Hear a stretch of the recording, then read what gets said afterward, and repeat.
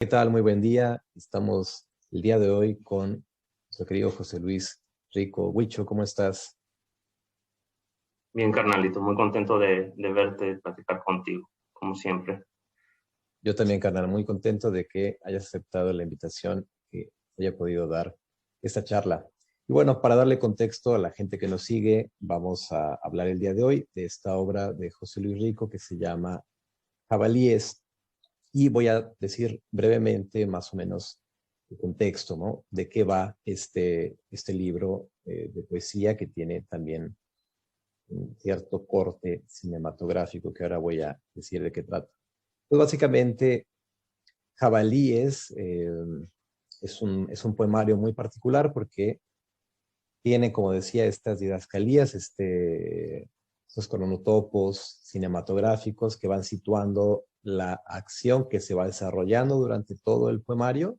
En ese sentido también tiene un cierto corte narrativo y hay una tensión muy importante en el estilo del poemario que va entre el neobarroco, lo cinematográfico, las formas clásicas de la poesía, hay por ahí una serie de sonetos y todo también está muy nutrido de un calor muy local, ¿no? Del calor y la manera en cómo se expresan los personajes.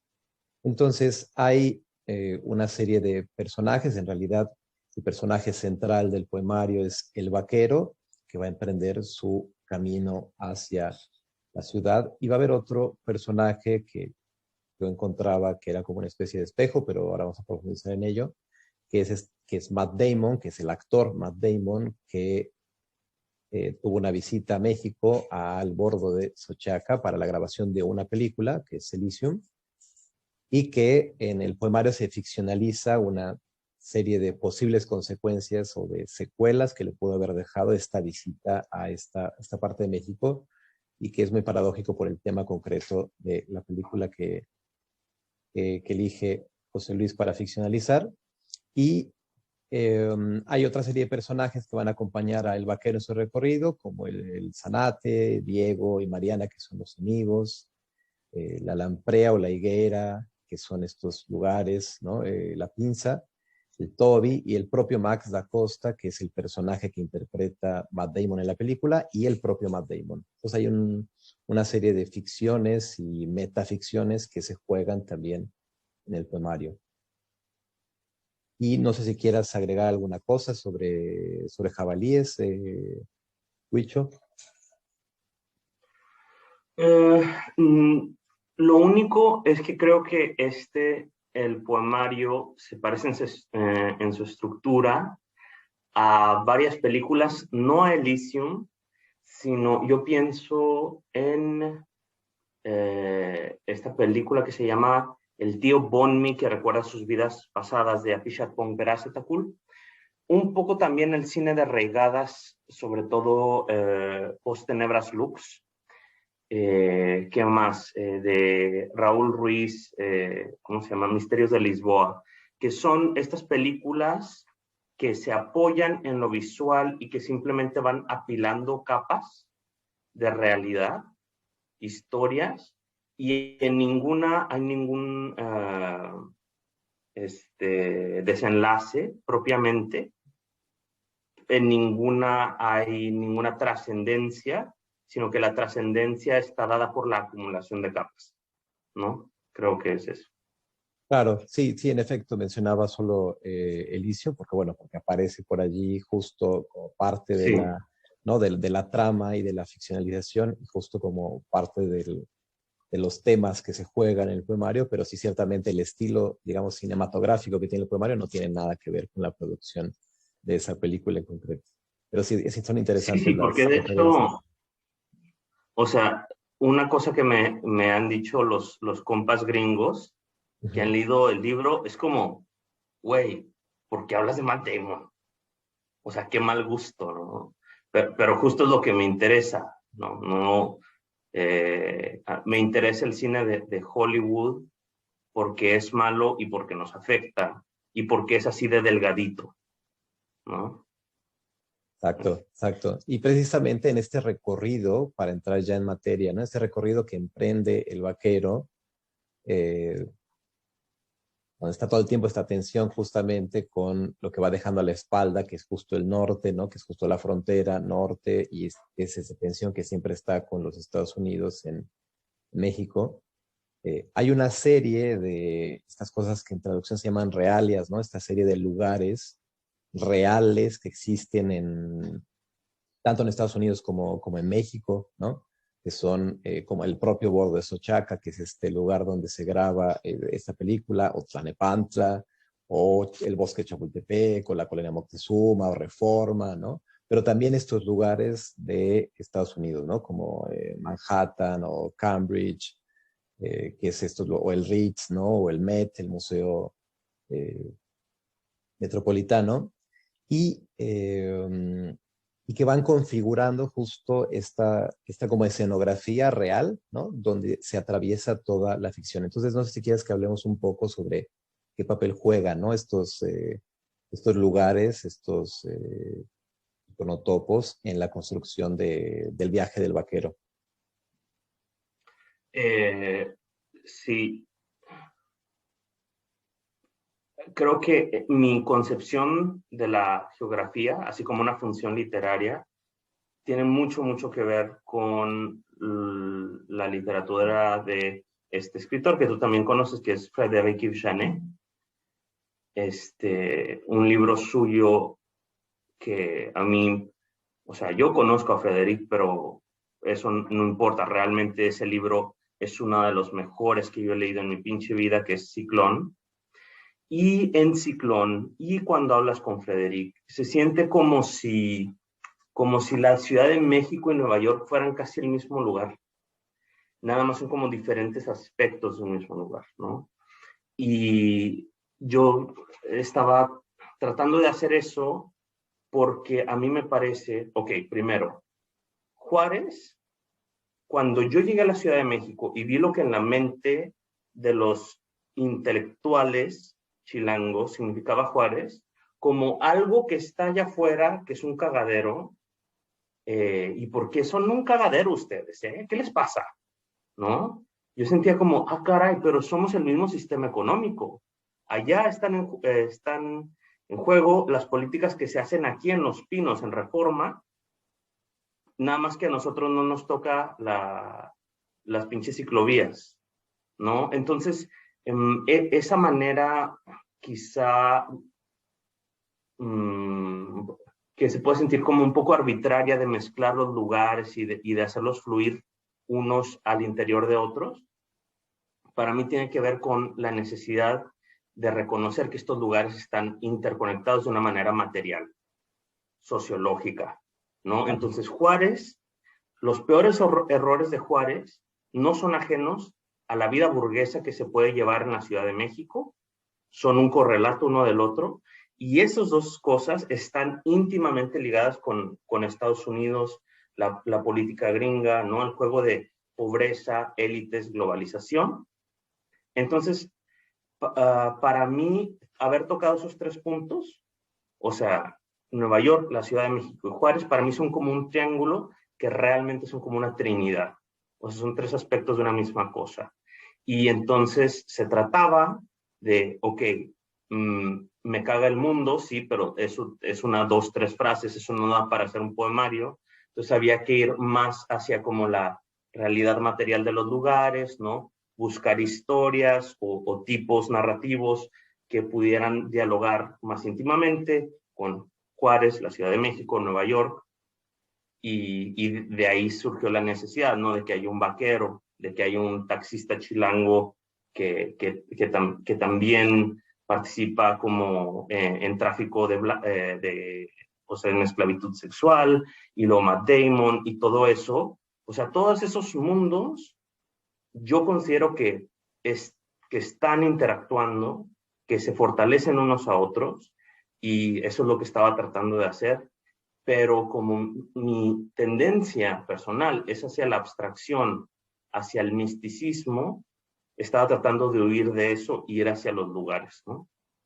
Claro. Y además, ahora que decías bien bonito esto que decías de esta Trinidad y muy particularmente este asunto de Juárez, esta tensión entre Juárez y Ciudad de México, porque yo no conozco Juárez, cuando leía Jabalíes, yo decía, es que es como si, me pasaba que decía, es como si Ciudad Juárez fuera Ciudad de México. Me parecía súper familiar y decía, pero yo no conozco Juárez. Pero me daba cuenta al mismo tiempo que sí que conozco una parte de la realidad de Juárez, que es justamente esa realidad que se trenza entre lo que tú estás diciendo, entre Ciudad de Juárez, Ciudad de México y Nueva York, ¿no? Esta trinidad que habrás dicho, ¿no? En el poemario.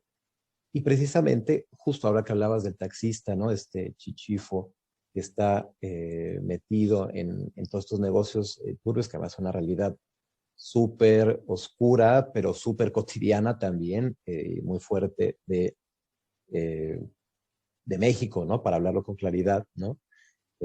Yo leía, pues, a cómo se expresaban estos personajes y yo, como lo leía tratando de buscar como esta parte como de arraigo al lugar de origen, ¿no? Como decía, como a ver qué es típico, vamos a decirlo entre comillas, de Ciudad Juárez, ¿no? Y lo que me daba cuenta es que yo encontraba estos vasos comunicantes entre Ciudad Juárez y Ciudad de México. Yo decía, es que yo puedo escuchar a estas personas, ¿no? Estos vatos los puedo escuchar, ¿no?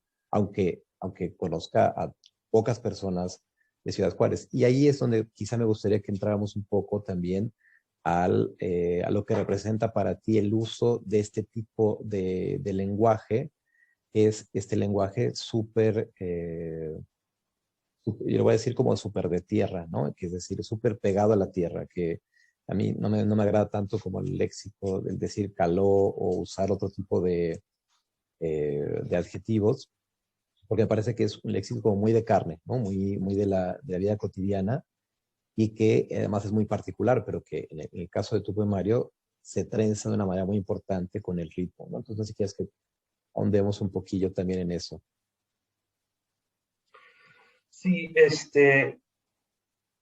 si yo no me hubiera mudado a la Ciudad de México, no hubiera entendido qué tan importantes son esos pequeños pesos de las palabras.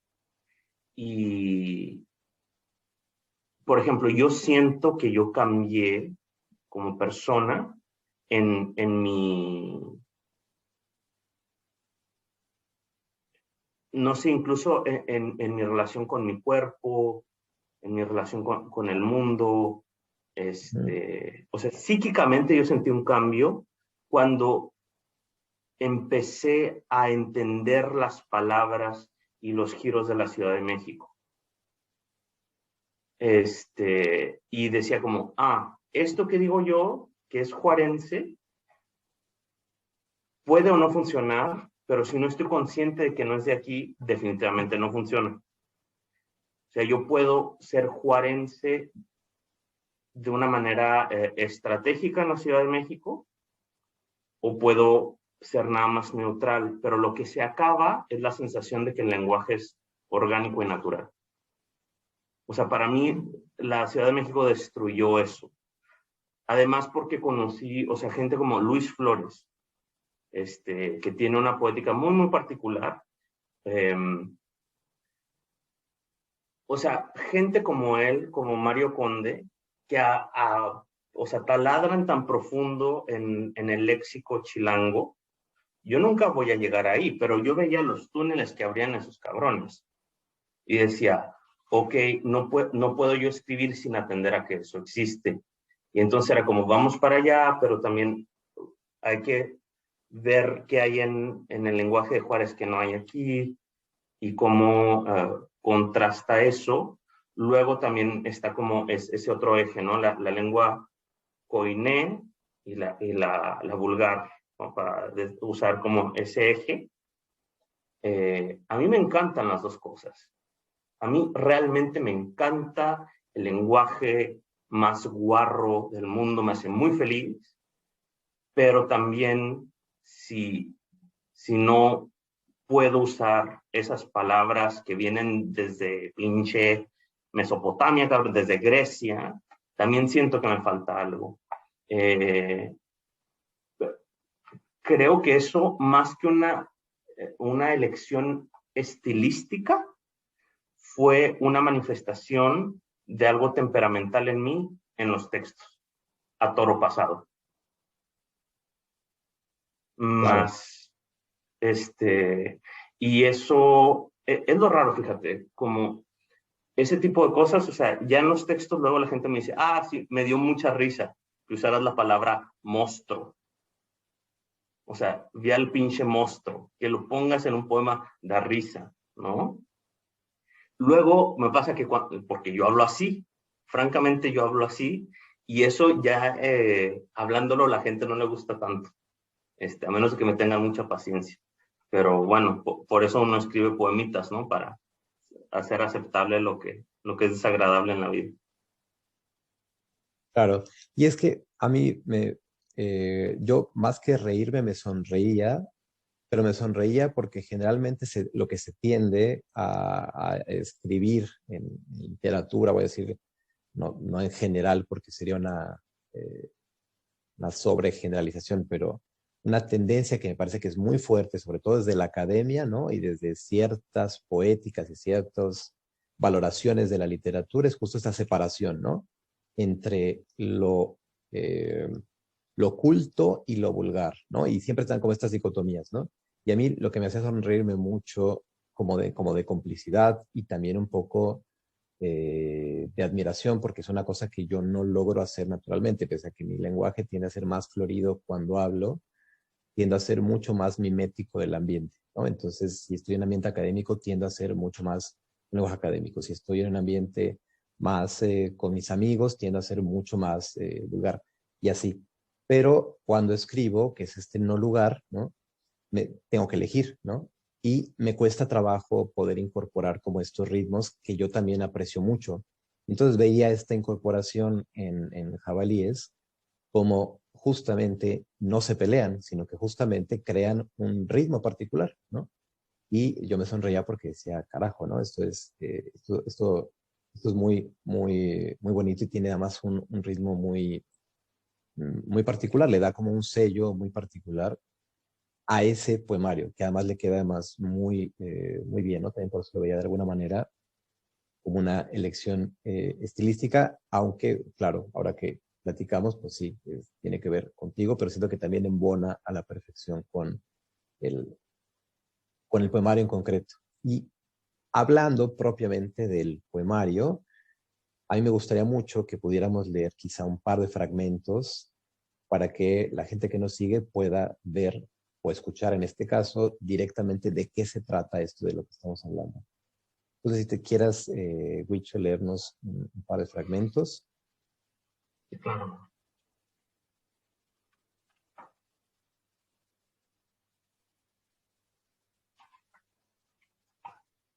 Entonces, 11 y quedamos 17, ¿verdad?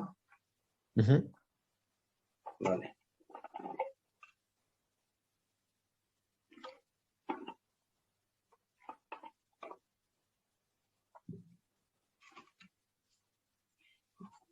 Ok, entonces el libro, como tiene varios personajes, abre con un dramatis persona.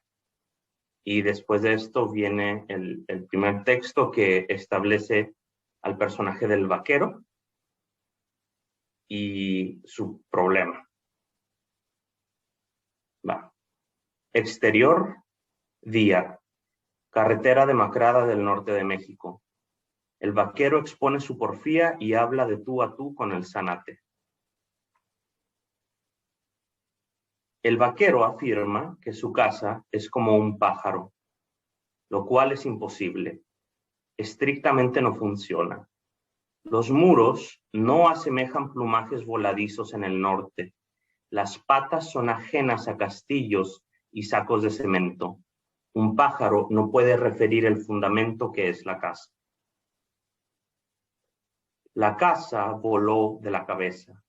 Se arrancó porque un tambo de basura rodó prensando el polvo entero, el nopal y la llanura. La casa voló de la cabeza, dejó su trapo, su cobija, el bronce de criaturas en el suelo, dejó respuestas, crimen, cráteres, a todas las preguntas el callado, y se fue de mojarra al otro lado. alas de todo lo visible y el paisaje que a través de los cristales aleteaban aire duro. El pico fue la cuarteadura de ventanas, el pasillo a cántaros fue brea con 40 grados de sudor sobre un ladrillo. La frente era el desierto, el jabalí de metralla rodó sobre una liebre, quemó este suelo magrebí. Una aldea floreciente abría disparos en la almohada, el perno, el torno, se abría un camino de lo austral. Sanate, avísame de minas en la noria, escóndete en las garras de un desarmado.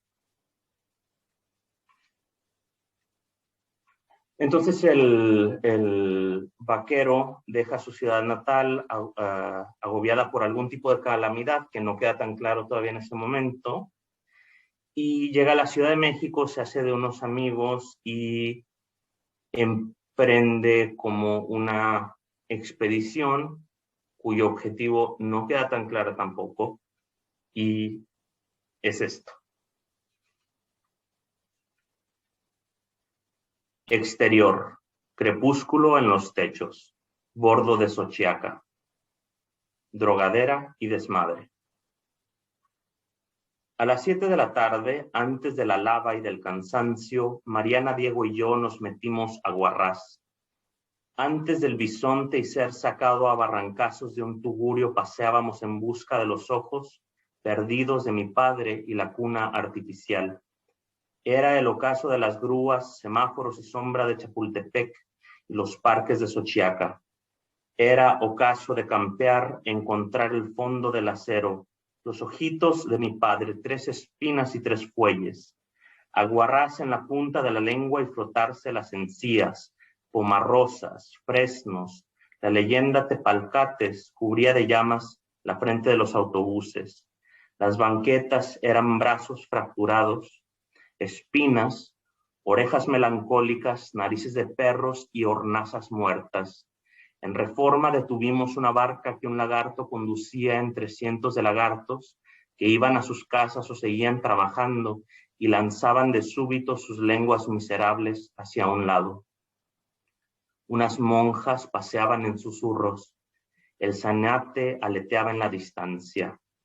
El vaquero dice: vamos a matar el excremento y lavar la noche con un trapo. Diego dice: vamos a las fuentecitas. Y el remero, facha de batracio en la punta de la barca, ojeras de que ya merito es viernes, blandía la pértiga y hablaba. Toby dice: ¿a dónde vamos, pues, Mariana? Allá adelante. Diego: ¿a qué viniste, pues, si no te gusta? Vaquero: ya te dije que vine a componer. Mariana: ¿lo que te asusta? Diego: a ver cuál pinche monstruo salió de ahí, si allá los hombres odian a los niños y golpean a sus madres. Muy bien. Muchísimas gracias, Huicho. Muchas gracias. En efecto, justo me interesaba muchísimo que pudiéramos leer algunos fragmentos para mostrar precisamente lo que hemos estado platicando, ¿no? Estos lugares que van atravesando el recorrido del vaquero, ¿no? El bosque de Chapultepec, Reforma, Tepalcates, ¿no? Al tiempo que de pronto aparecen estas expresiones, como tú me decías, el pinche monstruo, ¿no? Pero que no son estas frases allí aisladas, sino que se van trenzando con otras, ¿no? Y